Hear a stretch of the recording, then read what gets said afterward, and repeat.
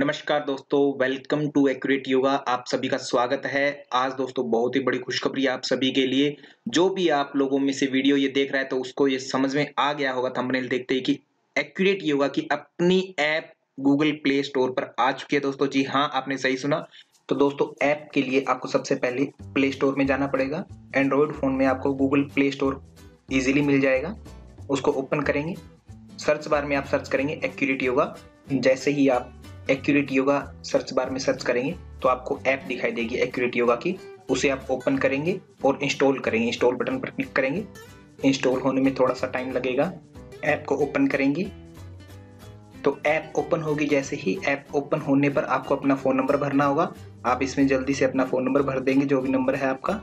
तो जो ओटीपी होगा उस ओटीपी को यहाँ फिल कर देंगे आप।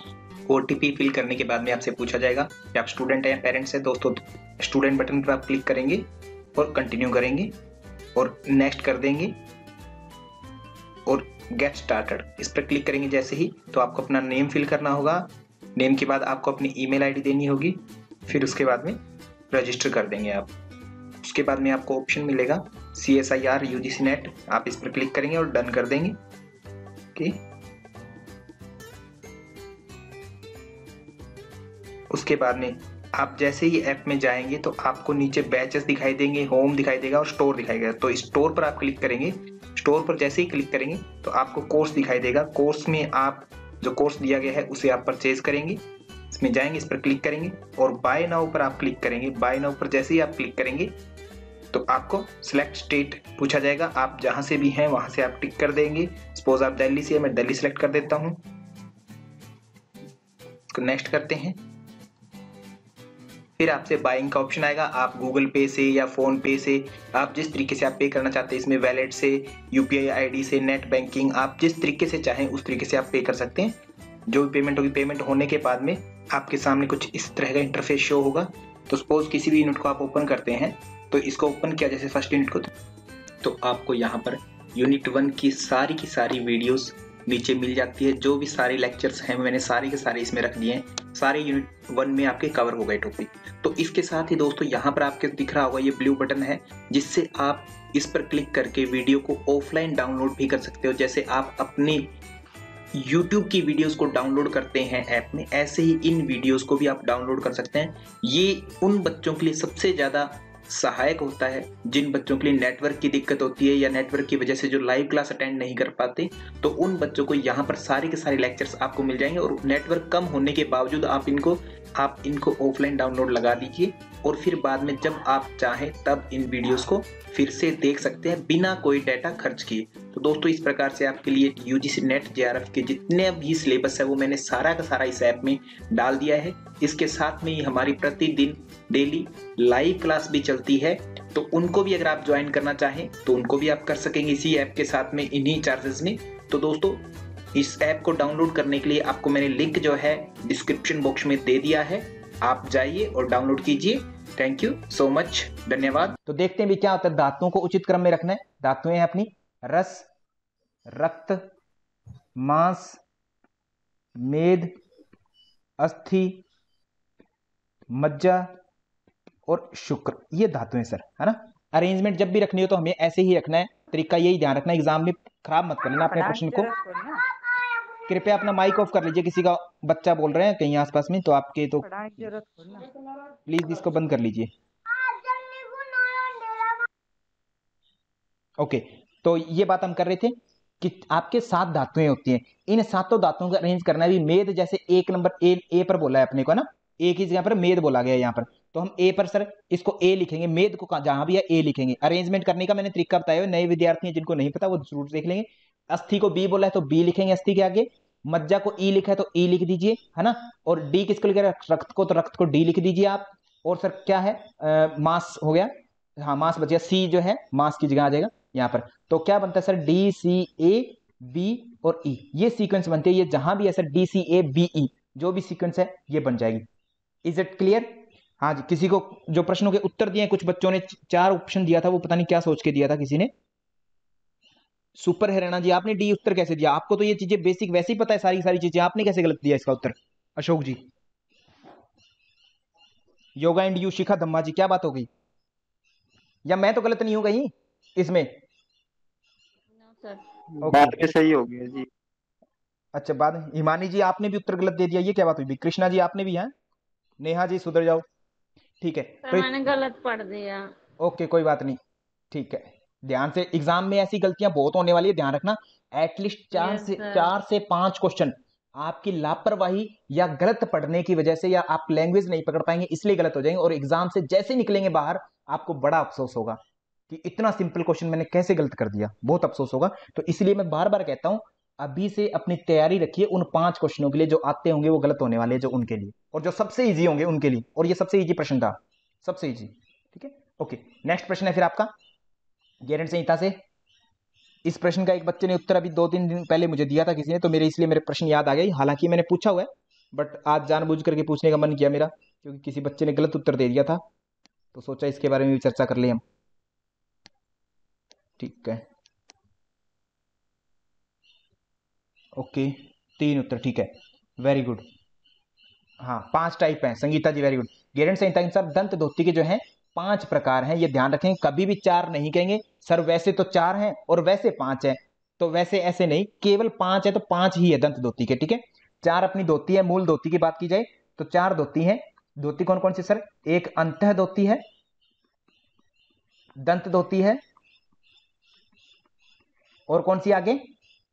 जिह्वा, हृदय, हृदय धोती हृदय और मूल शोधन। मूल शोधन, मूल शोधन, वेरी गुड ओके।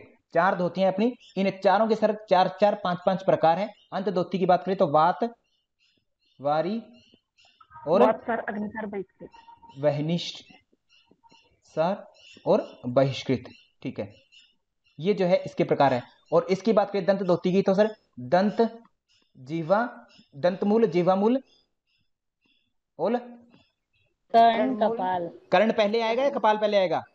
कर्ण। कर्णरंध्र युग्मयो, कर्णरंध्र युग्मयो, है ना, ये 2 हो जाते हैं। कर्णरंध्र बायां लगा लो इसको, और नीचे वाला दायां, ये दायां बायां आगे कहीं पीछे कहीं हो, एक ही बात है, इनको युग्म बोल दिया कि ये 2 हो गए। ठीक है, और फिर कहते हैं कपाल रंध्र पंचयते, कपाल रंध्र, कहते कपाल रंध्र आगे 5वां, इस प्रकार से 5 होते हैं, 2, 3, 4, 5। कर्णरंध्र को 2 बार काउंट किया युग्म के रूप में, मतलब 2 कान है तो 2 धोती हो गई, धोती मतलब सफाई, 2 बार सफाई होगी, कहते हैं 2 कान है तो 2 बार, तो इसलिए 5 दंत धोती हमेशा 5 कहेंगे आप, ऐसे या वैसे कैसे भी कहें 5 ही कहेंगे, कभी कोई और उत्तर नहीं होगा आपका, ये ध्यान रखें। श्लोक में लिख रखा है एज इट इज, कपाल रंध्र पंचयते दंत धोती विद्यते, है ना, कि 5 प्रकार की दंत धोती है, जिसको 5 प्रकार से हमें सोचना चाहिए, समझना चाहिए।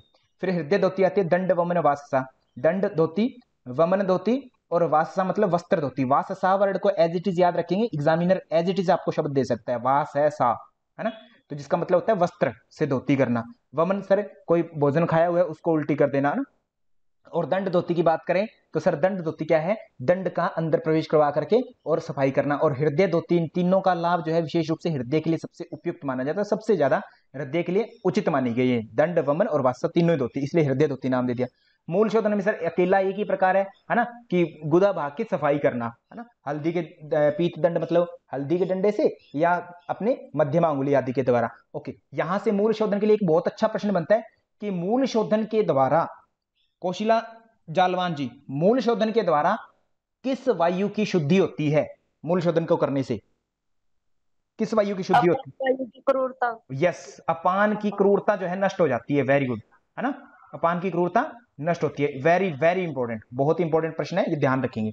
कैसे भी करके एग्जामिनर अपनी भाषा चेंज करके आपसे कुछ पूछ सकता है, भाषा पर आपको कमांड रखनी है, शब्द एज इट इज नहीं पूछेगा डायरेक्ट, वो थोड़ा सा आपको प्रेशर जो है अप करने की कोशिश करता है कि बच्चा भूल जाए, क्योंकि उसे पता है 4 ऑप्शन दिए हैं, ऑब्वियस सी बात है चारों में से एक तो होगा ही होगा, बट वो चाहता है कि आप गलत करें जानबूझ करके प्रश्न। तो लैंग्वेज पर कमांड रखनी है आपको, शब्द जो है आपको ऊपर नीचे मिलेंगे इधर उधर, उस पर कमांड रखनी है एग्जाम में पहले दिन से ही। ठीक है, नेक्स्ट ओके, करेंगे इसको, समझेंगे और फिर देंगे इसका उत्तर। कोई भी बच्चा गलत नहीं पढ़ेगा इस प्रश्न को, है ना, सही तरीके से पढ़ेंगे पहले और फिर उत्तर देंगे इसका। और ये प्रश्न कहां का है मुझे ये भी बता दीजिए साथ में, ये प्रश्न कहां का है? शिव संहिता का लग रहा है मुझे, शायद ये शिव संहिता का है क्या? शीला जी, रक्षा नेगी जी है क्या? हठ प्रदीपिका। Okay very good. अगर इतना पता है ना आप लोगों को, इसका मतलब समझ जाइए कि आप लोगों ने बहुत अच्छे से पढ़ रखा है, हर चीज को बहुत अच्छे से पढ़ा है ना। अगर आपको इतना पता लगने लग जाए कि कौन सा प्रश्न कहां से पूछा जा रहा है ना, और किस एरिया से पूछा जा रहा है, तो इसका मतलब आपने रियल में बहुत अच्छे से पढ़ रखा है ना। और फिर आपका प्रश्न का उत्तर गलत होने का कोई मतलब ही नहीं है। फिर तो ये रह गया कि रट्टा नहीं लगाया था, बस चीजों को समझा नहीं था। और ऐसे AR वाले क्वेश्चन है ये, और इनके लिए आपकी समझ विकसित होनी चाहिए। अगर समझ विकसित नहीं होगी ना शारदा उमरेडकर जी, समझ अगर विकसित नहीं होगी तो दिक्कत होगी बहुत ज्यादा। तो समझ अपने को विकसित करनी है यहाँ पर, है ना। अनीता नाइक जी वेरी गुड, बहुत ही बढ़िया। तो देखो, प्राणायाम के गलत अभ्यास से विभिन्न व्याधियां होती है सर, बिल्कुल होगी। कोई भी चीज को गलत प्रैक्टिस करोगे, चाहे कुछ भी है वो, है ना, तो सर पेन होगा, व्याधियां होगी, है ना, बीमारियां होगी। और कहते हैं सर प्राणायाम के गलत अभ्यास से वायु में व्यवधान होगा, क्योंकि प्राणायाम एक वायु तत्व प्रधान क्रिया है, तो वायु में ही दिक्कत होगी, जिससे क्या हो सकता है, हिक्का श्वासश्च काशश्च सिर कर्ण अक्षी वेदना, है ना, ये श्लोक है हठ प्रदीपिका में। हिक्का श्वास काश सिर और कर्ण हो गया, और अक्षी वेदना मतलब नेत्र में दर्द होना, पेन होना, और इस प्रकार की और बीमारियां हो सकती है सर, बिल्कुल हो सकती है। आर भी बिल्कुल राइट है। और ए जो है, ए की ही आगे एक्सप्लेनेशन है आर, एक्सप्लेनेशन मतलब व्याख्या है, तो मतलब ए और आर दोनों सही है और व्याख्या भी सही है। और ये भी ध्यान से एग्जाम में देखेंगे आप कि ये जो ऑप्शन है, हमेशा रेयरली जो दूसरा ऑप्शन है ना अभी हमारा एग्जाम में अब उत्तर जो आ रहा है, वो रेयर ही हमें दूसरे नंबर पर मिलता है, अदरवाइज एक नंबर पर मिलता है। तो इस चीज को ध्यान रखेंगे एग्जाम में कि लाइन ये जो है कहां पर दी गई है, कहीं ऊपर से देखा, हाँ कौन सा एक नंबर टिक करके आगे चले गए, तो वो ध्यान रखेंगे। कई बार ऊपर नहीं दे दिया जाता है, कई बार नीचे नहीं दे दिया जाता है, व्याख्या सही नहीं है, तो इसको भी ध्यान से पढ़ेंगे, ध्यान से करेंगे, ठीक है। आता हुआ प्रश्न किसी भी कंडीशन में गलत नहीं होना चाहिए, उसका सबसे ज्यादा दुख होता है। नया आता हुआ गलत हो जाए कोई दिक्कत नहीं है, क्योंकि हमने पढ़ा नहीं था, बट आता हुआ भी गलत हो गया बहुत दुख होता है, इसको ध्यान रखेंगे। ओके वेरी गुड, सभी बच्चों ने बहुत अच्छे से उत्तर दिया है, शाबाश। नेक्स्ट प्रश्न बहुत ही इंपॉर्टेंट प्रश्न है, ऐसा शायद ही कोई एग्जाम हो जिसमें इससे प्रश्न न पूछा गया हो, यहां से बहुत ही इंपॉर्टेंट है अपने आप में प्रश्न। आज तक शायद 10 से 12 बार इससे क्वेश्चन बन चुका है, 10 से 12 बार PYQ में। एक श्लोक है, उसी श्लोक से 10 से 12 बार प्रश्न बना है, तो वेरी वेरी वेरी इंपॉर्टेंट श्लोक है, बहुत ही इंपॉर्टेंट। हो सके तो आप कंठस्थ कर लीजिएगा सभी के सभी बच्चे इस श्लोक को। हाँ जी, आपने जो वीडियोज में बताया ना जी, वो आरंभ अवस्था में ये आवाज आती है, वो आती है, उसको एक क्लियर स्टेटमेंट में अगर लिखवा दिया जाए, उसकी कई आवाज आती हैं, मतलब हर उसमें से, बताओ तो कौन सी सबके आती हित है, में। कौन सी आती है बताओ। जैसे आपने बताया था शुरू में समंदर जैसी, झरने जैसी आती है, फिर ऐसी आती है, अच्छा तो उसमें मतलब कई पर्यायवाची हैं उसके, मतलब स्टेटमेंट की। धर्मेंद्र जी, जहां तक मुझे याद है मैंने सब लिखवा रखा है आपको पर्यायवाची एक एक यस चीज सर, का। लिखवा रखा है। क्लियर ही तो स्टेटमेंट दे रखी है सर ने उसमें, दो दो बार। धर्मेंद्र जी फिर भी अगर सॉरी कुछ सर, पढ़ा नहीं होगा तो आज नहीं, शायद धर्मेंद्र जी कुछ और विशेष बोलना चाह रहे होंगे। धर्मेंद्र जी ऐसे कोई बात नहीं बोलते, कुछ और विशेष है तो बता दीजिए धर्मेंद्र जी। कुछ नहीं है सर। कुछ राज की बात है तो बता दीजिए, मुझे चोरी से बता दीजिए, इनके कान बंद करवा देता हूँ मैं सभी के, सभी कान बंद कर लो भाई अपने अपने, ठीक है। बता बताओ धर्मेंद्र जी। ओके ठीक है, धर्मेंद्र जी नहीं बताएंगे, बाद में ही बताएंगे, ठीक है। तो ये प्रश्न है हठ पर दीपिका की, और कहां से प्रश्न पूछा जा रहा है ये पता है आप लोगों को ना, चार अवस्थाओं में से नहीं चतुर्थ पूछा। उपदेश। हाँ चतुर्थ उपदेश से। श्लोक संख्या किसी ने याद करने की कोशिश की भी, श्लोक कहां सी का ये 485, पिछली बार सरिता जी आपको मैंने बहुत अच्छे से बताया था, है ना ये चीज।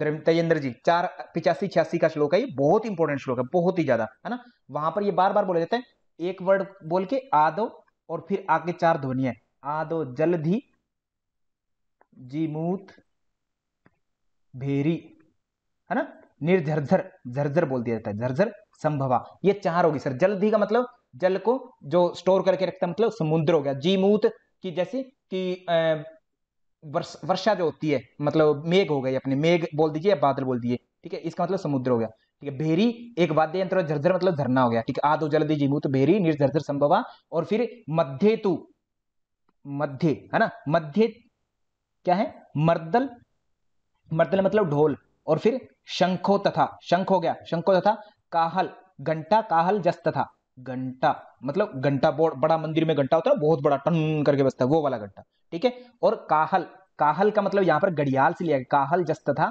मतलब ये एज इट इज याद रख लेंगे, काहल जस तथा। और अपने घड़ियाल भी याद रख लेंगे, घड़ियाल मतलब चिंगाड़ता है ना, जैसे पानी में भ्रूम भ्रूम करता होता है वो, है ना, पानी के अंदर करता होता है वो, ठीक है, नाक से पानी निकालता था वो, डिस्कवरी वगैरह देखा होगा, ठीक है। तो वैसे चार ध्वनि यहां आएगी। और फिर सर अंते तू, है ना, अंते तू किंकिणी, और अंत में सर किंकिणी की ध्वनि आते हैं, किंकिणी,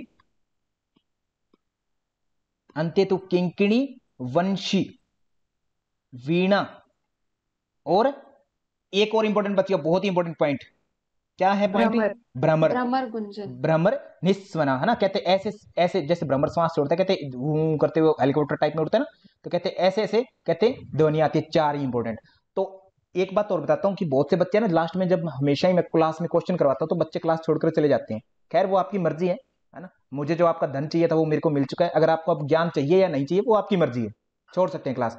बट क्वेश्चन PYQ करवाने का मेरा मतलब इतना नहीं है कि आपको उत्तर बताना उसका, उसके इर्द गिर्द की सारी चीजों पर डिस्कस करना है हमारा उद्देश्य, ताकि और कोई चीज बची रहेगी, कोई चीज आप लोग भूले बैठे हैं तो वो रिवाइज हो जाए किसी न किसी रूप में। ठीक है, ये उद्देश्य होता है। तो इसलिए एक क्वेश्चन ला करके आपको बहुत सारी चीजें बताने का होता है ना, सारा का सारा सिस्टम। इसमें इसमें बहुत भयानक ध्वनि से सॉफ्ट ध्वनि तक आता है ना लास्ट में। जी जी जी, बिल्कुल बिल्कुल, है ना। ये जल की तरंगे जैसे कि सब कुछ तबाह हो जाएगा, ऐसे से लेकर के और लास्ट में भंवरे की तरह, है ना, मीठा मीठा ध्वनि उत्पन्न होती रहती है। ऐसे 4 ध्वनियां हर एक अवस्था में निकल रही है। आदि सबसे प्रारंभ में, और मध्य बीच में, और अंत में सबसे। ये 3 प्रकार की अवस्था बता दी। पहले 4 अवस्थाएं बताई नाद की 4 अवस्थाएं, और फिर ये 3 बता दी। तो हठपर देविका के अनुसार नादानुसंधान के अभ्यास की प्रारंभ में किस प्रकार की आवाज आती है। अगर यहाँ पर लिखा होता आरंभ अवस्था या लिखा होता परिचय अवस्था वगैरह वगैरह जो भी अवस्था होती, तो वो अवस्था से प्रश्न था। अब ये क्या है, प्रारंभ, मतलब ये आदि से पूछा है, यहां से पूछ रहे हैं, है ना। तो यहां पर सर ऑप्शन अपने पास वैसे एग्जाम के दृष्टिकोण से देखें तो आरंभ अवस्था में कौन सी ध्वनि का आती है? अगर हम 4 कणक। हाँ 4 अवस्थाएं अपने पास, मान लीजिए एक आरंभ है, आरंभ में कणक आती है। कणक बोले तो, है ना, जैसे पानी type tip tip tip tip करके गिर रहा है वैसे कणक, उस टाइप की कणक, है ना, वही आती है। ठीक है, झनझन। हाँ झनझन बोलते हैं, टिप टिप करके पानी जो गिरता है उस तरीके की आवाज आती है। और ब्रह्म ग्रंथि का भेदन होता है, ये आपको अच्छे से पता है। दूसरी अवस्था की अगर बात करें तो कौन सी होती है? घटावस्था। घटावस्था दूसरी होती है। घटावस्था में सर क्या होता है? ग्रंथि कौन सी होगी? विष्णु ग्रंथि का भेदन होगा। और यहां पर भेरी और विमर्द, विमर्द बोले तो चिंगाड़ने जैसी आवाज, जैसे हाथी चिंगाड़ता है ना, विमर्द। विमर्द और मर्दल दोनों शब्दों में अंतर है धर्मेंद्र जी, ध्यान से देखेंगे इधर। विमर्द और मर्दल, मर्दल मतलब ढोल होता है, विमर्द का मतलब चिंगाड़ना। चिंगाड़ना जैसे हाथी वगैरह चिंगाड़ता होता है ना, इस तरीके की आवाजें विमर्द, मतलब आघात पहुंचाते हैं, ऐसे डरावनी आवाजें होती है, खतरनाक टाइप में, वो वाली, इस तरीके की। ठीक है, घटावस्था। और लाभ क्या होते हैं घटावस्था में? सर घटावस्था दूसरे नंबर की अवस्था बताई हुई है आपने, और इसके सर 2 ही लाभ होंगे, क्या क्या? ज्ञानी और देवतुल्य, है ना, ये लाभ होते हैं। बाकी चीजें भी हैं वो ध्यान से पढ़ लेंगे, मैं थोड़ा सा ऊपर ऊपर से बता रहा हूं आपको जो भी चीजें। फिर आपकी परिचय आती है सर।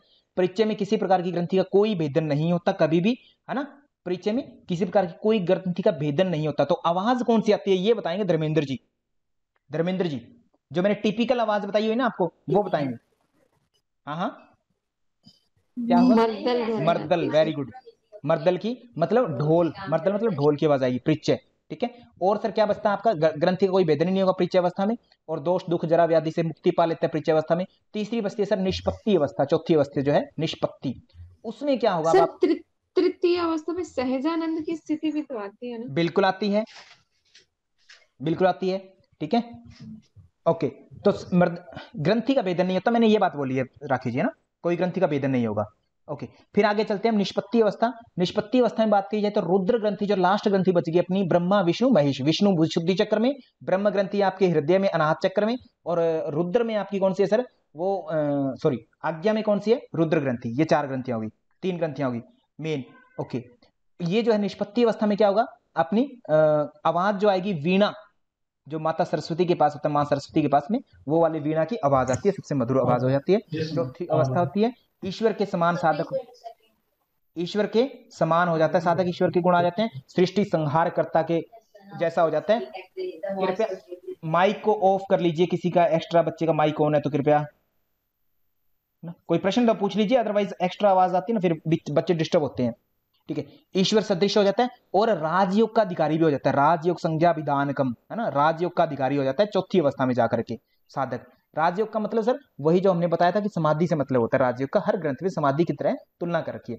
तो इस प्रश्न का उत्तर क्या होना चाहिए हमारे पास अगर देखा जाए इस प्रश्न के लिए, है ना, इस प्रश्न की अगर बात करें तो सर ये पूछा गया था प्रारंभ में। प्रारंभ में अगर यहाँ पर कवणक है तो कवणक का तो ऑप्शन ही नहीं है सर, इसका मतलब ये इन 4 अवस्थाओं से तो नहीं है, ये प्रश्न इस जगह से है, इस प्रारंभ से है। तो यहाँ पर का आदो जलधि, जलधि मतलब सर समुद्र, समुद्र है क्या इसमें से? समुद्र ऑप्शन नहीं है। फिर है जिमूत, सर जिमूत मतलब मेघ, मेघ है सर, मेघ की ध्वनि आती है। 1 नंबर ऑप्शन आपका 101% राइट हो जाएगा। भेरी और जर्जर सर ऑप्शन ही नहीं है, तो उनके तो छोड़ ही दीजिए। तो इसका मतलब मेघ जो है आपका प्रारंभ की है। शंख कब आ रहा है सर? मध्य में आपका शंख की ध्वनि आ रही है, और घंटे और भ्रमर की, घंटा भी सर आपका क्या है, मध्य में आ गया। अंत में सर आपकी भ्रमर की ध्वनि आ रही है। ये चारों के ऑप्शन आपके बहुत अच्छे से क्लियर हो गए। और ये श्लोक हो सके तो रट लेना प्रिय विद्यार्थी, 4 का 85 और 4 का 86 है ना, हठ प्रदीपिका में। Very very very important. आज तक 10 से 12 क्वेश्चन बने, और भी बने होंगे ज्यादा, शायद मैंने कम ही काउंट किए होंगे। ठीक है, तो ध्यान रखेंगे। ओके, तो इसी के साथ मैं आगे चलता हूं। नेक्स्ट चीज, नेक्स्ट सिंपल सा प्रश्न है, बिल्कुल ही सिंपल। ये आज स्पेशल आदरणीय कौशिला जलवान जी ने प्रश्न बनाया है। सर कहते हैं मेरा भी प्रश्न रख लो ना इसमें, तो आदरणीय कौशिला जी की इज्जत रखते हुए मैंने ये प्रश्न भी रख लिया है।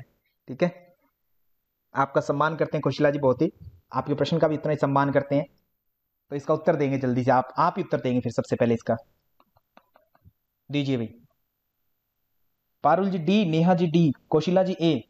कौशिला जी ने प्रश्न दिया था, कौशिला जी ने ए उत्तर दिया, बहुत ही बढ़िया।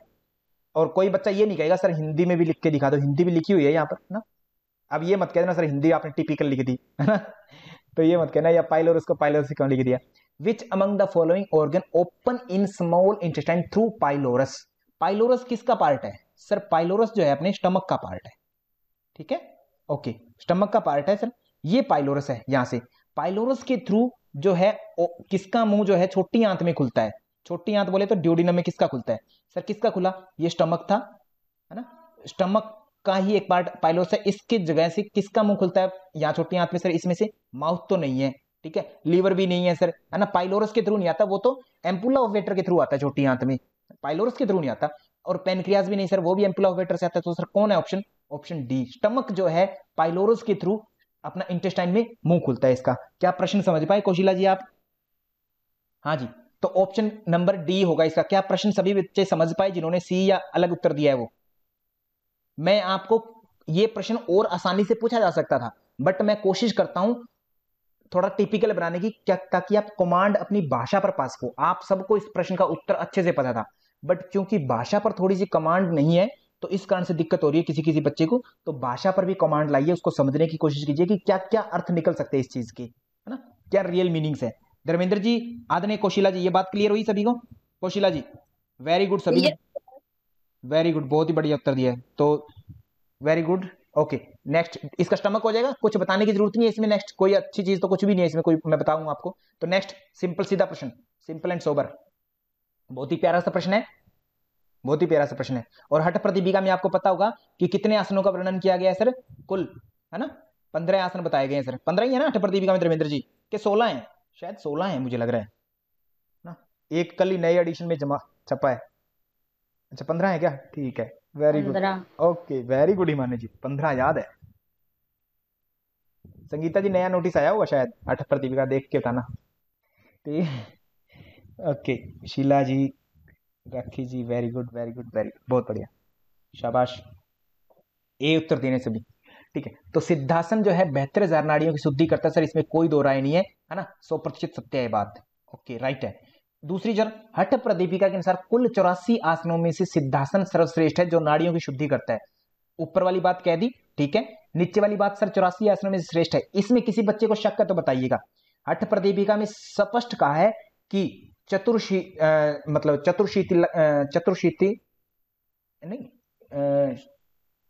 कुछ और शब्द है, वो मेरे एग्जैक्टली क्लियर नहीं आ रहा, है ना। 84 आसन वहां कहते हैं भगवान शिव, शिवेन कथितानि च, ना, शिव ने बताए, भगवान शिव ने 84 आसन बताए। और उन 84 में से कहते हैं मैं जो है यहाँ पर वर्णन कर रहा हूँ केवल 15 आसनों का। कौन कह रहा है ये बात? है स्वामी स्वात्माराम जी कह रहे हैं। और स्वामी स्वात्माराम के अनुसार भगवान शिव के द्वारा कहे गए कितने आसन है? 84, जो कि एक एक आसन 1-1 लाख योनि का प्रतिनिधित्व करता है। इस कारण से 84 आसन 84 लाख योनि का प्रतिनिधित्व करते हैं, है ना। और उनमें से 15 का आसन का एक्सप्लेनेशन हमें हठ प्रदीपिका में मिलते हैं, जिनमें से 4 सर्वश्रेष्ठ हैं। सिप सिब के रूप में हम याद करते हैं, सिप सिभ भय के रूप में याद करते हैं, सिद्धासन, पद्मासन, सिंहासन और भद्रासन, इस रूप में 4 श्रेष्ठ आसन है। इन चारों में से भी देखा जाए तो सर सिद्धासन जो है अपना सर्वश्रेष्ठ है, जो क्या क्या करता है सर? सर्वश्रेष्ठ है तो सर्वश्रेष्ठ चीज हमें दिलाएगा, मतलब मोक्ष दिलाएगा। सर्वश्रेष्ठ है तो सर्वश्रेष्ठ काम करेगा, सारी की सारी नाड़ियों की शुद्धि कर देगा, 72,000 नाड़ियों की शुद्धि कर देगा। और तीनों बंद लगाने में सर सहायक भी होता है अपना। सिद्धासन सबसे श्रेष्ठ आसन हो गया, इसलिए ये ठीक है सर। ए और आर भी बिल्कुल ठीक है। और ऊपर भी सर सिद्धासन की बात चल रही है, नीचे भी सिद्धासन की बात है, ऊपर भी नाड़ियों की शुद्धि की बात चल रही है, नीचे भी नाड़ियों की शुद्धि की बात चल रही है, दोनों सही है तो सर दोनों की एक्सप्लेनेशन भी सही है। एक तो ये तरीका होता है, और दूसरा आप इसलिए अथवा क्योंकि अथवा अतः ऐसा शब्द बीच में लगा करके देखें तो उससे क्या सेंस बैठ रही है, क्योंकि अथवा अतः, है ना, तो उससे अगर सेंस बैठ रही है तो सर एक्सप्लेनेशन बिल्कुल सही है। तो अपनी व्याख्या भी बिल्कुल सही है। सभी बच्चे ने बहुत ही अच्छे से उत्तर दिया है ना, बहुत ही बढ़िया। ओके, वेरी गुड सर, गलती से मिस्टेक हो गई, बहुत बढ़िया, है ना कौशिला जी, ठीक है। तो 69 नंबर अपना प्रश्न का उत्तर क्लियर सभी को। इसका जो है अपना एक जो है पहला आंसर जो है ऑप्शन नंबर ए है, वो बिल्कुल राइट हो जाएगा। किसी बच्चे को कोई डाउट हो तो कह सकता है, होना नीचे, वैसे हो गया तो हिसाब लगा लेना, ठीक ठीक है ना। सर, हाँ जी सर एक उग्रासन नाम है, वो उसका दूसरा नाम भी है सर एक। उग्रासन कहते हैं, शायद ताड़ासन को कहते हैं उग्रासन मेरे हिसाब से, है ना। सर जैसे इन चारों में भी जैसे मैंने है सर पढ़ा है ऐसी सर। क्यों कंफ्यूजन कर रहे हैं? यूनिवर्सिटी है पंजाब में।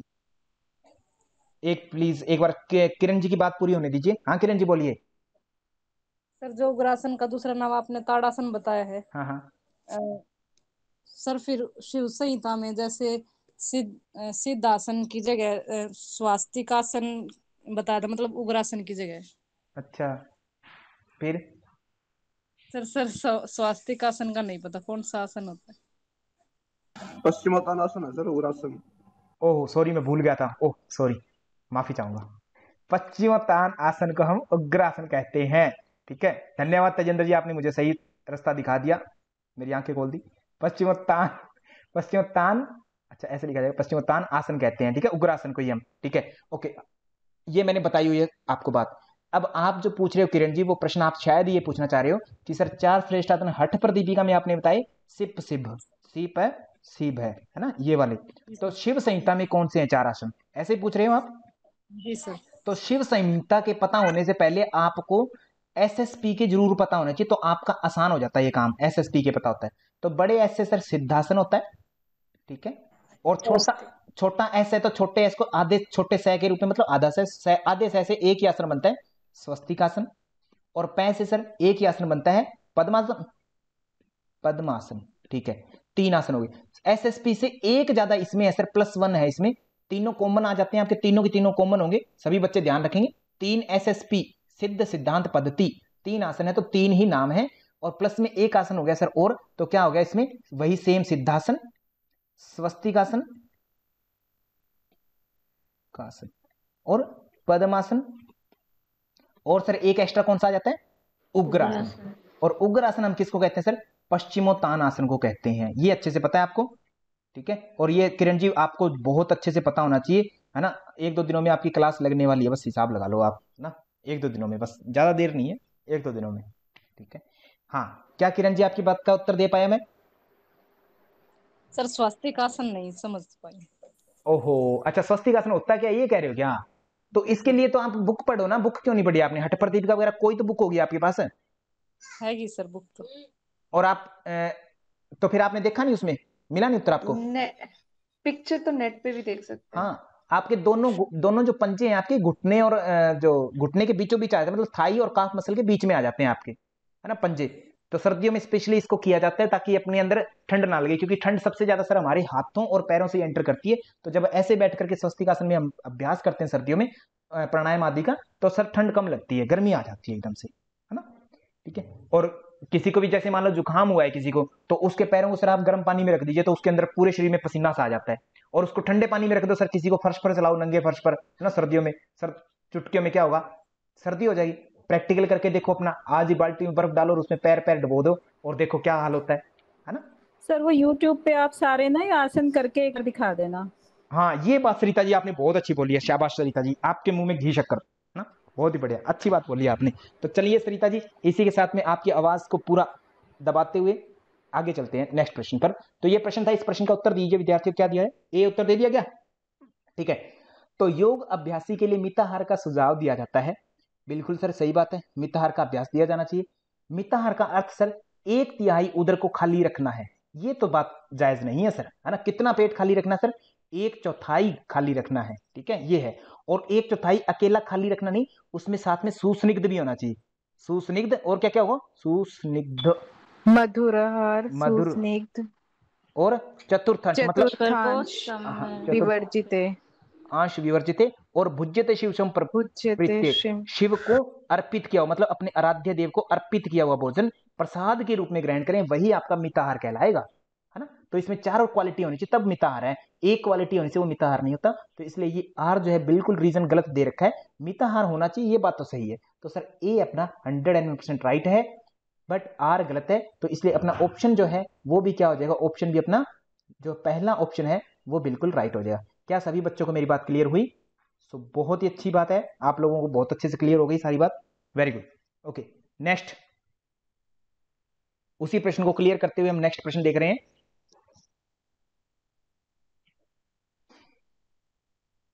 शारदा जी वेरी गुड, बहुत ही बढ़िया। शारदा जी बहुत ही अच्छा पढ़ रहे हैं आजकल।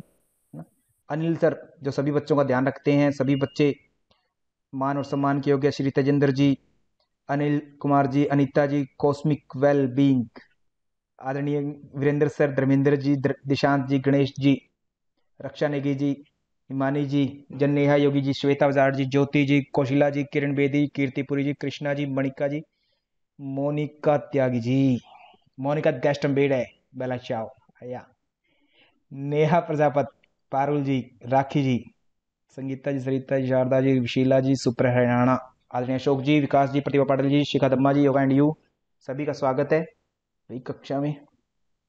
ठीक है, तो सभी ने उत्तर भी दे दिया। ओके, तो योगाभ्यासी को मिताहार करने के लिए सर 1/4 भाग जो है रिक्त होना चाहिए। अभी हमने बात की चतुर्थांश विवर्जित हठ प्रदीपिका में स्पष्ट ये कह रखा है। ठीक है, इस पर ज्यादा चर्चा ना करते हुए हम आगे चलते हैं। नहीं, एक मिनट सर, इसमें अगर हठ प्रदीपिका या घिरण संहिता नहीं दिया हुआ हाँ। तो इसको कैसे हम माने कि किसने पूछा है, किस बुक के हिसाब से पूछा है? ये आप किसके अनुसार मानना चाह रहे हैं बताओ मुझे। नहीं, मैं नहीं मानना चाह रही इसमें, क्योंकि 1/3 भी लिखा है, 2/3, आधा, या जो भी लिखा हुआ है, कई सभी ऑप्शन है, तो 2-3 बुक की तरफ से जा सकता है ये। हाँ बिल्कुल बिल्कुल बिल्कुल जा सकता है, बिल्कुल जा सकता है। सर आधा भी है 1-2 में। आधा किस बुक नहीं, में? लेकिन उसमें पानी की बात हुई है, खाली पूछा है इसमें, खाली तो उसमें भी 1/4 ही है, लेकिन 1/4 उसमें फिर वो बोला गया है कि पानी भरना है। यस। और आधा पेट खाना। जी बिल्कुल, हाँ वेरी गुड हिमानी जी, बहुत ही बढ़िया, शाबाश। तो अपना ऑप्शन नंबर 2 हो जाएगा, हठ प्रदीपिका के अकॉर्डिंग हम बात करें तो ऑप्शन नंबर 2 जो है बिल्कुल राइट हो जाएगा। तो चलिए सरिता जी, आपकी आवाज को फिर से यहीं पर रोकते हुए मैं आगे चलता हूँ। इस क्वेश्चन पे तो हम ये कर सकते हैं, क्या ऑब्जेक्शन कर सकते हैं? बिल्कुल ऑब्जेक्शनेबल है, क्योंकि अपने को गेरेंट संहिता जब हम पढ़ते हैं तो सर वहां पर 1/3 की बात आती है स्पष्ट, है ना, तृतीयांश तुतोयन, है ना, ऐसे करके वो बात बोलते हैं ना। तो वो जो है गेरेंट के पर्सपेक्टिव से देखें तो इसका एक ऑप्शन निकल के आता है, बट अगर हठ प्रदीपिका के पर्सपेक्टिव में देखें तो 1/4 भाग निकल के आता है, जो कि अपने आप में ऑब्जेक्शन करने वाला है ये प्रश्न, है ना, ऑब्जेक्शन वाला है। ठीक है, हिमालय जी हठ गेरेंट संहिता देखेंगे आप तो वहां पर आपको इसका जो है थोड़ा सा आपको गलत मिलता है लिखा हुआ, और वो शायद ये भी हो सकता है कि क्या पता एक किसी बुक विशेष में मिस्टेक हो गई हो, ऐसा भी हो सकता है, तो वो देखने वाली बात है अपने आप में, है ना। तो ये तो जायज है कि 1/4 भाग हमेशा ही खाली रखना चाहिए, ये तो सच्ची बात है। ओके, तो क्लियर हो गई ये बात। ओके, क्योंकि ये प्रश्न अपने आप में थोड़ा सा कंट्रोवर्सी लिए हुए है, तो इस प्रश्न का राइट आंसर हम कुछ दे नहीं सकते, ये भी हो सकता है 1 भी और 2 भी हो सकता है ना। ठीक है जी। ओके, नेक्स्ट प्रश्न है। टेलीग्राम जैसे ग्रुप है उसमें प्रश्न आया था, तो उसमें जैसे 1/3 मैंने टिक किया था, तो उसमें क्या था कि है ना, खाने से कितना पेट भरना चाहिए, तो हाफ उसका राइट आंसर था सर। खाने से, हाँ खाने से गेरेंट संहिता के अनुसार आधा पेट भरने की बात कही है। तृतीयन तोयन, तीसरा भाग फिर तोयन से, और चौथा भाग फिर खाली छोड़ दो, है ना, तीसरे से चौथा, है ना, इस तरीके से बात वो कर रहे हैं एयर के लिए, मतलब। ठीक है, समझ में आ गई बात? जी सर। हाँ, गेरेंट के अनुसार आधा भाग भरना है पेट खाने से, भोजन से। इस प्रश्न का उत्तर दे देंगे जल्दी से।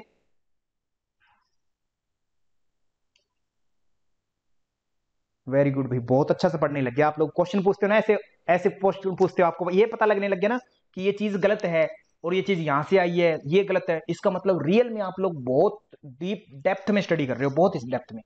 अब किसी छोटे मोटे व्यक्ति को तो आप बख्शोगे नहीं। सर हाँ जी, जो मैंने पानी वाली बात बोली थी तो वो गलत नहीं क्या? नहीं, सही थी हिमानी जी, वो थोड़ी सी अधूरी बात है, किसी वो गेरेंट संहिता जब आप पढ़ोगे ना वहां पर लिख रहेगा तृतीयन तो तोयन, है ना, तीसरा भाग तोयन से, तोय, है ना, पानी अथवा जो मट्ठा आपको कोई जो चीज मिल रही है, और उसके साथ में सर और एक क्या बोली थी, आधा भाग अर्ध भाग जो है आपको भोजन से भरना है। भोजन मतलब स्थूल भोजन जो भी तो आप खा सर रहे हैं। खाली तो 1/4 हुआ ना। हाँ, फिर से 1/4 हो गया, बट उसमें ऐसा हम स्पेशल वर्ड जो ये है जैसे अपने इसमें क्या है, हठ प्रदीपिका में जो बोलते हैं चतुर्थांश विवर्ज्यते, ऐसा वर्ड नहीं बोला वहां पर। तृतीय का जो रिमेनिंग पार्ट है कहता वो जो है हवा के लिए फिर छोड़ देना चाहिए, है ना, वायु के लिए फिर छोड़ देना चाहिए। सर वो तो चौथा ही हो गया ना, खाली तो तीसरे में तो पानी ही आ गया ना, रिक्त तो बहुत ही बढ़िया चौथा स्थान ही रहा ना। जी। एक बार मैं फिर आपसे रिक्वेस्ट करूंगा आदरणीय हिमानी जी और नेहा जी, एक बार केवल उस श्लोक को पढ़ लेंगे आप, फिर थोड़ी सी आपकी क्लियरिटी आ जाएगी। आपको मैं उसका क्या समझाना चाहूंगा, वहां पर मैंने बहुत अच्छे से एक्सप्लेन किया हुआ इस चीज को कि चौथा वो क्यों नहीं रहता, है ना, उस चीज को एक्सप्लेन करने की मैंने कोशिश की है, उसको एक बार देख लेंगे आप, ठीक है।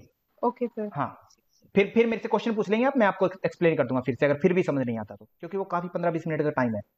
आहार नाल के निम्नलिखित में से किस भाग में रेनिन एंजाइम स्रावित होता है, तो सभी ने बता दिया। इन्फेंट्स में अगर देखें, इन्फेंट मतलब बच्चे जो है माँ का दूध पीते हैं, उनमें सबसे ज्यादा रेनिन जो है सिक्रेशन होता है। और रेनिन क्यों सीक्रेट होता है ये बताइए मुझे, क्यों निकलता है सर, क्यों होता है रेनिन? मिल्क को पचाने का, वेरी गुड वेरी गुड, है ना, मिल्क का पाचन जो होता है रेनिन करता है। बहुत ही बढ़िया पढ़ रखा है भाई। और वो स्टमक में सीक्रेट होता है, इनमें से किसी में नहीं होता, ठीक है, कहीं भी नहीं होता।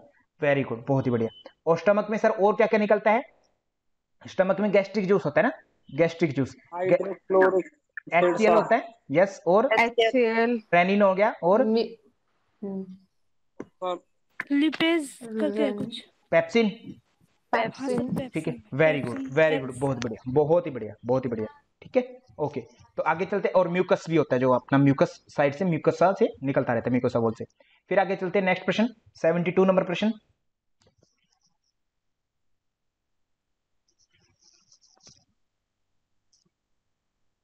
वेरी गुड, बहुत ही बढ़िया भाई धर्मेंद्र जी, सच में आप लोगों पर प्राउड होने लग गया आजकल मुझे, और इस प्राउड को बनाए रखना, और डेप्थ में और पढ़ते रहो, हर चीज के डेप्थ में और जाते रहो, बहुत अच्छे स्टडी कर रहे हो आप लोग। और अब जो है ना A&R की तैयारी करो, और A&R की तैयारी तभी संभव है जब आपके कॉन्सेप्ट्स क्लियर हैं। अगर आपने केवल रट्टा मारा हो तो सर इनका उत्तर कभी नहीं दे पाएंगे आप, बहुत रेयर चांस होगा इनका रट्टा दे पाए आप। जब आपके कॉन्सेप्ट्स क्लियर हो। हाँ जी, ये तो आपका ऐप है ना सर, जो अखंड कीर्तन की तरह 24x7 लगभग चलता ही रहता है हमारे साथ। अच्छा, और क्या बात है धर्मेंद्र जी, बहुत बढ़िया। तो धर्मेंद्र जी इसलिए धर्मेंद्र जी तारीफे काबिल हैं, क्योंकि ये धर्मेंद्र जी है ना कंटिन्यू पढ़ते हैं, बहुत दिन रात एक कर रखा है। तो सच में मेरे लिए बहुत ज्यादा रिस्पेक्टेबल है, जो हर वो प्रश्न रिस्पेक्टेबल है जो जीरो से शुरू करके अपने आप को इस मुकाम पर पहुंचा देता आगे। वो हर एक व्यक्ति आपके लिए भी रिस्पेक्टेबल होना चाहिए, एक अपने आप में मिसाल है धर्मेंद्र जी, है ना। सर इसके 50% पात्र बधाई के आप भी हैं, बस आप बहुत मेहनत करते हैं 50% ही दोगे, क्या बात राखी जी, मेरा 50 खा गए आप। नहीं सर, वो भी तो पढ़ाई कर रहे हैं ना। अच्छा अच्छा अच्छा, वो भी कर रहे हैं, कि वो कुछ कर पा रहे हैं तो उसका पूरा क्रेडिट जो है वो आपको ही जाता है, धर्मेंद्र जी को 1% भी क्रेडिट नहीं एफर्ट्स को भी जाता है। अच्छा अच्छा, thank you so much Dharmendra ji, आपको 1% भी क्रेडिट नहीं मिलेगा, सारा क्रेडिट मेरा, है ना, ठीक है, ओके। सर आपका पढ़ाने, hello sir, yes please sir आपका पढ़ाने का जो तरीका है वो बहुत अच्छा है, मुझे आपकी क्लास के पढ़ाने के जो तरीके से अच्छा और किसी टीचर का नहीं लगा, समझ में आता है, और आप बहुत अच्छा पढ़ाते हो, और आप बहुत आगे जाएंगे सर, इसमें आप बहुत अच्छा कर रहे हो। Thank you so much Monika ji, बहुत ही बढ़िया।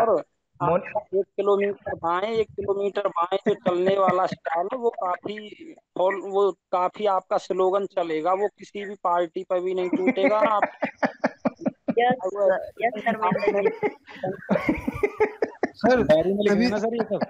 सर तभी तो मैंने कहा था आपने कल US का वीजा लगवा लिया था, मुझे पता चल गया सर। अच्छा अच्छा, वो वाली बात क्या, okay okay, thank you so much sir.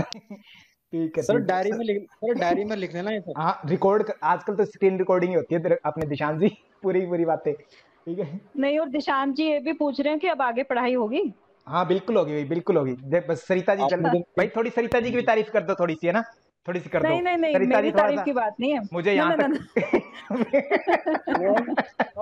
Ma'am class की CBI के लिए काफी अच्छा काम करती हैं, वो सतर्क करती रहती है। नहीं तो सरिता जी मेरे जाओगे सर। ओके ओके, चलो ठीक है, धक्का मत देना, आगे चलो, ठीक है। तो देखो थोड़ा सा डंडा होना चाहिए सर पे। हाँ हाँ, थैंक यू सो मच। तो हम इंडियन गंदी आदत वाले हैं। यस यस, वेरी गुड राखी जी, बहुत ही बढ़िया, इंपॉर्टेंट बात बोली आपने। ये बात तो भारतीय संस्कृति को बचाए रखना है तो मेहनत करनी है अपने को खूब सारी, और आपको भी करनी है, मुझे भी करनी है। ठीक है, 10,000 करोड़ का सवाल है। ठीक है, धारणा के अभ्यास से पूर्व प्राणायाम आवश्यक है। सर बिल्कुल आवश्यक है। कौन बोल रहे हैं? महर्षि पतंजलि बोल रहे हैं, देखते ही पता लग जाता है ना। और प्राणायाम के अभ्यास से, क्योंकि सत्व के प्रकाश का आवरण है ना, सत्व मतलब प्रकाश, प्रकाश का आवरण क्या होता है? तथा क्षीयन्ते प्रकाशावरण है ना। धारणा सूचय योग्यता मन से, और मन धारणा के योग्य हो जाता है। ए और आर सर राइट है दोनों के दोनों, और ए की एक्सप्लेनेशन करने के लिए ही आर यहां पर दिया गया है। तो ए और आर दोनों राइट है सर, व्याख्या भी बिल्कुल सही है, और ए जो है अपना बिल्कुल सही है। और मोनिका जी जो है आज जो कक्षा में बोल रहे हैं, इनके बारे में मैं बहुत प्रशंसा करना चाह रहा था किसी दिन, है ना। तो अगर श्री कृष्ण जी के अनन्य भक्त मीराबाई या अपने राधा जी के बाद में अगर कोई है तो वो मोनिका जी है। उनसे बड़ा कोई कृष्ण भक्त मैंने नहीं देखा, अनन्य भक्त सबसे श्रेष्ठ। ऐसा नहीं है सर, ऐसा ही है मोनिका जी, मैं जानता हूं ना, आप नहीं जानते, तत्वज्ञानी मैं हूं। नहीं सर, मैं भक्त तो हूं पर इतनी बड़ी नहीं हूं सर। नहीं, उनके बाद में नाम आता है ना आपका, इसलिए तो मैंने कहा ना कि उन दोनों के बाद में नाम आता है, पहले नहीं आता उनसे बाद में अगर कोई नाम आता है तो केवल और केवल मोनिका जी है श्रेष्ठ, सबसे श्रेष्ठ। Very good. तो मोनिका जी की अनन्य भक्ति को प्रणाम है बारंबार मेरा, आपकी भक्ति को भी प्रणाम है मोनिका जी। ठीक है, ओके नेक्स्ट प्रश्न, 76 नंबर प्रश्न। ठीक है, सो वास्तव में मोनिका जी आपकी भक्ति अनन्य है, अपरंपार है, श्रेष्ठतम, स्तर ही बहुत ऊपर है आपका। ठीक है, इस प्रश्न का उत्तर देंगे जल्दी से सभी विद्यार्थी। मोनिका जी सबसे पहले उत्तर आप देंगे, है ना। सबसे पहले सबसे ऊंची प्रेम से अभी मैं परमेश्वर देखती हूँ। ओके हाँ, आरोही क्या है, डिसेंडिंग या असेंडिंग? एक इसको आप कुछ भी रख के देखो, एक बार कोई भी आप रख लीजिए, कुछ भी रखो, इमेजिन करिए किसी भी विद्यार्थी को। आरोही का मतलब नहीं है, कोई भी सीक्वेंस बनाओ इसकी, जो बना सकते हो आप लोग बनाओ एक बार। डाउन से आप जाएगा सर, ये डाउन से आप। पर्वतारोहण सुना है? पर्वतारोहण उसका मतलब क्या होता है सर? नीचे से ऊपर जाना, पर्वत के ऊपर चढ़ना, नीचे से ऊपर चढ़ना। आरोही ऊपर ही होता है, असेंडिंग, और अवरोही नीचे होता है। अवरोही उन्नति होती है, एक उन्नति वर्ड, उन्नति, उन्नति का मतलब सर ऊपर प्रगति करना। और अवनति, अवनति सर डिफेम होना, मतलब नीचे गिरना। तो ऐसे अवरोही हो गया सर, है ना। तो सर नीचे की तरफ गिरना, है ना, वो हो जाएगा। ठीक है, इसका कोई भी सीक्वेंस आप रख करके देखिए आप। सर इस क्वेश्चन का आंसर मुझे नहीं आता, और जिनका नहीं आता मैं देती नहीं हूँ, सॉरी सर। Very good. ये मोनिका जी ये सच्चे भक्त की निशानियां होती है, ये सच में परम श्रेष्ठ भक्तों की ये निशानी होती है। और जो जितना है सब बस वही है, और एक्स्ट्रा कुछ नहीं। वाह क्या बात है, वास्तव में आपकी तारीफ काबिल है आप, वास्तव में मोनिका जी बहुत ही बढ़िया। ठीक है, तो चक्रों की अगर बात करें तो क्या है, सबसे पहला ब्रह्म चक्र है अपना, है ना। ठीक है, और फिर उसके बाद स्वादिष्ठान चक्र है। स्वादिष्ठान के बाद में अगर देखा जाए तो अपना नाभि चक्र आ जाता है। Yes please. फिर अनाहत चक्र, है ना। अनाहत के बाद भी अपना कंठ चक्र आता है, कंठ आता है, हाँ कंठ होता है, कंठ चक्र होता है। उसके बाद में बात करें तो कंठ के ऊपर तालु चक्र होता है। किसी की आवाज आ रही है बीच में, कुछ बोलना चाह रहे हैं क्या? फिर अपना भ्रू चक्र होता है। भ्रू चक्र के ऊपर अपना ब्रह्मरंध्र, जिसको हम क्या बोलते हैं, निर्वाण चक्र भी बोलते हैं, ब्रह्मरंध्र या निर्वाण चक्र बोलते हैं। और उसके ऊपर सर अपना आकाश चक्र होता है, सबसे ऊपर आकाश चक्र होता है। तो इसमें अगर हम सीक्वेंस अरेंज करें सर, क्या क्या बन सकती है हम वो देखते हैं, पॉसिबिलिटीज क्या क्या है। आकाश को यहाँ पर एक कहा गया सर, एक कह दिया, है ना। कंठ चक्र के लिए 2 यूज किया तो कंठ के लिए हमने 2 यूज कर दिया। भ्रू चक्र के लिए 3 यूज किया तो 3 रख दिया, है ना। और क्या सर? आपने तो 8 ही लिखे हैं। तो कितने लिखने थे? 9। कितने हो गए? 3 और 3 6 और 3 9 तो हो गए। आकाश चक्र सबसे ऊपर हो गया ना, ब्रह्म चक्र, ब्रह्मरंध्र के निर्वाण चक्र के ऊपर। यहाँ पर देखो, गिनो इसको, ध्यान से गिनो। वेरी गुड, बहुत ही अच्छी राग निकाली आपने। ठीक है। भ्रू चक्र अपना क्या हुआ, 3 नंबर का हो गया। ठीक है, निर्वाण जो है 4 नंबर का हो गया। निर्वाण चक्र कहाँ हुआ सर? ये वाला निर्वाण, ब्रह्मरंध्र जिसको बोल रहे थे। ठीक है, 4 नंबर इसके आगे लिख दिया। और क्या बचा? तालु चक्र बोला सर। तालु चक्र जो था ये रहा, इसको क्या बोला? 5 नंबर बोला। तो सीक्वेंस बनाए 1 4 3 5 और 2, या फिर इसकी सीक्वेंस बनेगी 2 5 3 4 1। क्या बन सकते हैं इसमें से सीक्वेंस, है ना सर? 1 1 4 1 4 सर, कहीं नहीं, पीछे से आ जाओ। 1 4 3 5 2 सर, ये वाली सीक्वेंस शायद हो सकती है, और यही सीक्वेंस है सर, और कोई सीक्वेंस नहीं है इसमें। ठीक है, यही सीक्वेंस है। आरोही क्रम क्या बताया था? ऊपर बढ़ना। शरीर में सर अगर हम देखें तो कमर रीढ़ की हड्डी के मूलाधार में सर ये है, मतलब ब्रह्म चक्र इधर से हो गया है ना, मूलाधार आधार हेतु ब्रह्म चक्र, ठीक है, इधर हो गया। और इसमें हमें पर्वतारोहण ऊपर करना है सर। ऊपर जब चढ़ेंगे सर तो सबसे पहले चक्र कौन सा आएगा, नीचे से कंठ। मैंने बताया हुआ चक्रों की काउंटिंग हमेशा नीचे से शुरू करते हैं, ऊपर जाते होते हैं हमेशा ही, है ना, कुंडलिनी ऊपर चलती है। तो आरोही क्रम किया तो सर अपना कौन सा था, नीचे से चले आप लोग और ऊपर गए आकाश चक्र तक, तो 2 सबसे पहले आ जाएगा, आरोही का मतलब वही होगा। एम आई क्लियर, सभी को क्लियर हो रही है ना बात, सभी को? और सभी बच्चों ने उत्तर भी दे दिया, बहुत ही बढ़िया, ठीक है, वेरी गुड, बहुत ही बढ़िया, शाबाश, बहुत ही बढ़िया, ठीक है। तो अपना इस प्रश्न का उत्तर क्या होना चाहिए सर, 2 आंसर इस प्रश्न का राइट आंसर हो जाएगा। और सभी बच्चों को बहुत बहुत बधाई, आप लोग वास्तव में बहुत अच्छे से पढ़ रहे हैं और अभी तो शुरुआत की है, और अच्छे से पढ़ना है। जो जो एक एक पॉइंट आप छोड़ते जा रहे हो, जो जो जिस बच्चे का जो टॉपिक हो गया उसको रिवाइज करना है हर डे, और बाकी की चीजों की और रिवाइज करिए। एक एक अब लैंग्वेज को पकड़िए, एक एक वर्ड को, कि उस वर्ड का अगर ए एंड आर के रूप में एग्जामिनर पूछे तो क्या पूछ सकता है हमसे, है ना, कैसे पूछ सकता है सिस्टम को।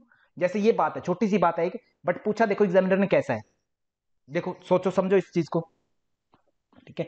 नेक्स्ट प्रश्न है, इस प्रश्न का उत्तर मिल गया आपको, हाँ 2 हो गया। नेक्स्ट प्रश्न, लास्ट प्रश्न है आपका, टाइम भी काफी हो गया, तो आप लोग सच में बहुत अच्छा पढ़ रहे हैं, बहुत ही बढ़िया। तो मोनिका जी अगर आप जानते हैं तो बताइएगा इसका, मोनिका गेस्ट बीड है। यस प्रोफेसर, सरिता जी बताइए।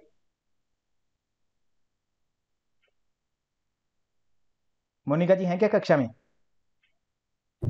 जी सर। बताइए मोनिका जी, इसका तो उत्तर दीजिए। प्रतिभा पाटिल जी क्या हो गया, प्रतिभा पाटिल जी आजकल क्लास में नहीं? सर अभी मैं अच्छा पढ़ रहे हो, कोई बात नहीं, पढ़ लो आराम से, टाइम आपका ही है।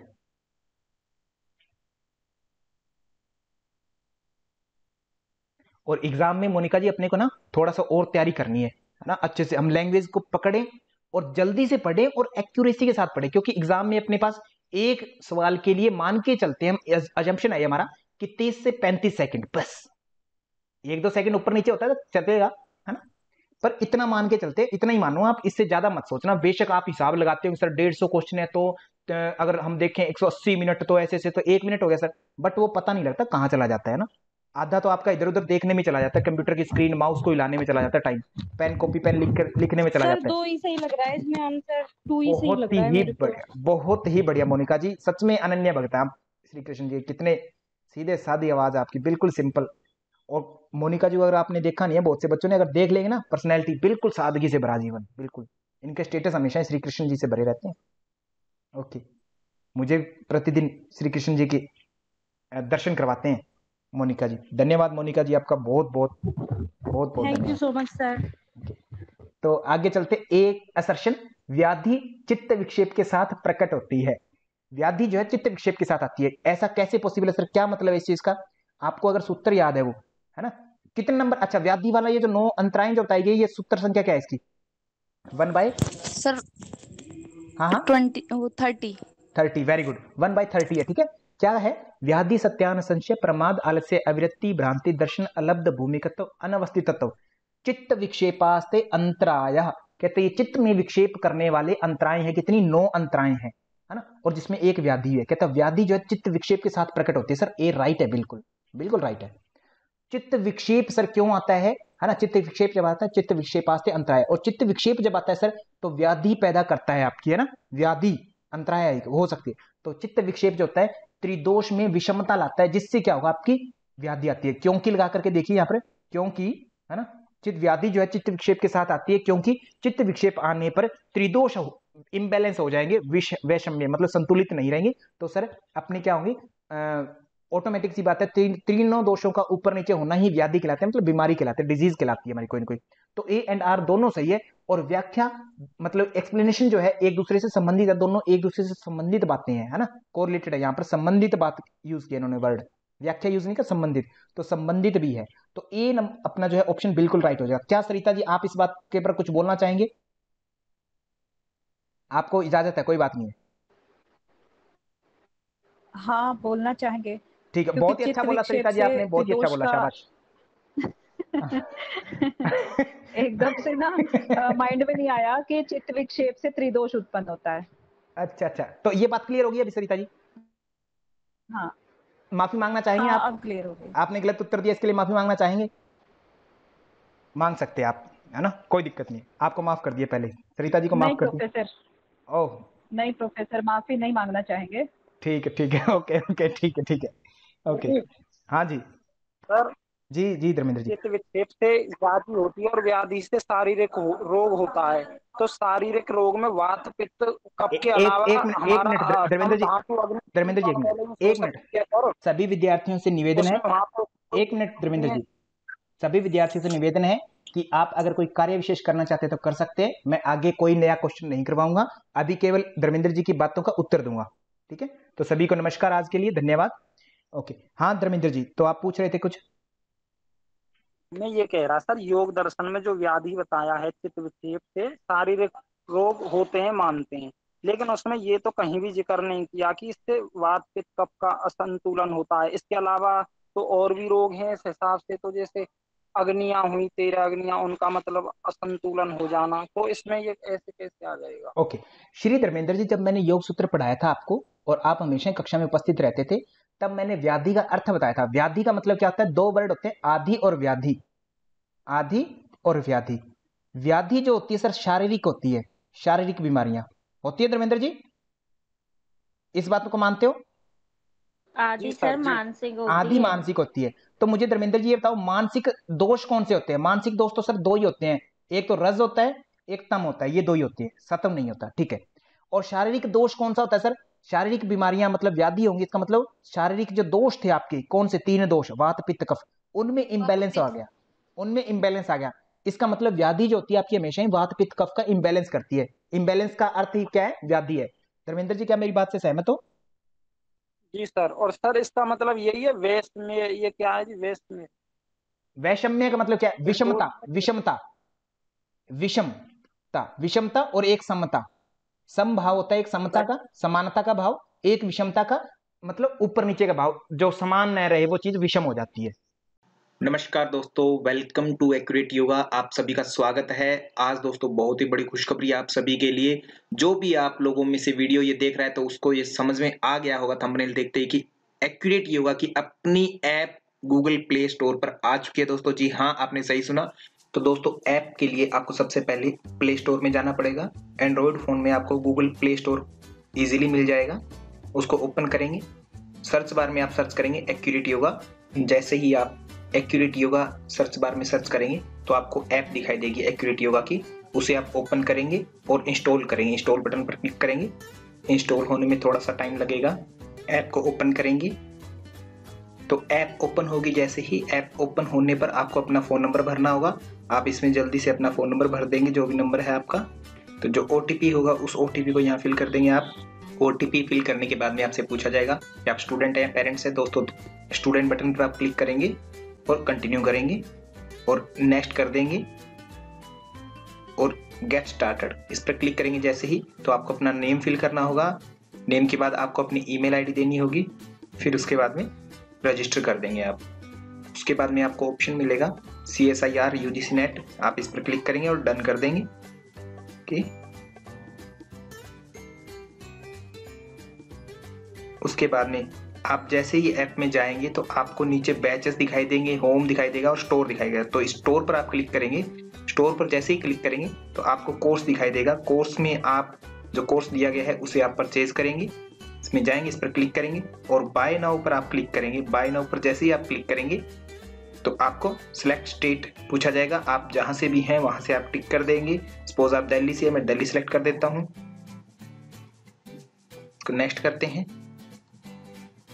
फिर आपसे बाइंग का ऑप्शन आएगा। आप गूगल पे से या फोन पे से, आप जिस तरीके से आप पे करना चाहते हैं, इसमें वैलेट से, UPI ID से, नेट बैंकिंग, आप जिस तरीके से चाहें उस तरीके से आप पे कर सकते हैं।